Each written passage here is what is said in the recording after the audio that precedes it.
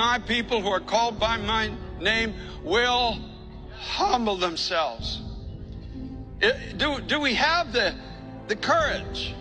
Do we have it individually? Do we have it collectively to say, God, our ways may not all be your ways, and our thoughts may not all be your thoughts?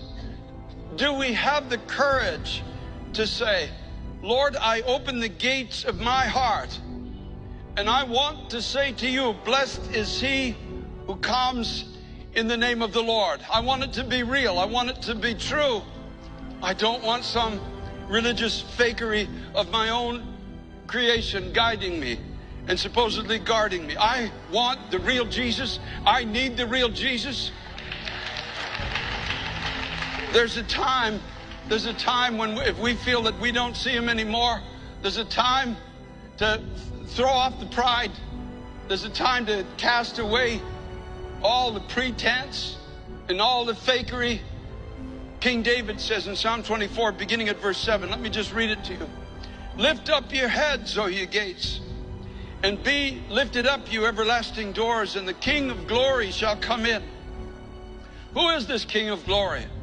The Lord strong and mighty, the Lord mighty in battle. Lift up your heads, open your hearts.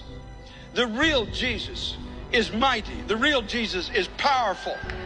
The real Jesus has the keys to death and hell in his hands. The real Jesus lives in total victory. The real Jesus has conquered death and hell in the grave. The real Jesus sits at the right hand of all authority and all power. The real Jesus. Lift up your heads, O ye gates, and be lifted up, you everlasting doors, and the King of glory shall come in. Lift up your heads again, he says in verse 9, O ye gates, lift up, you everlasting doors, and the King of glory shall come in.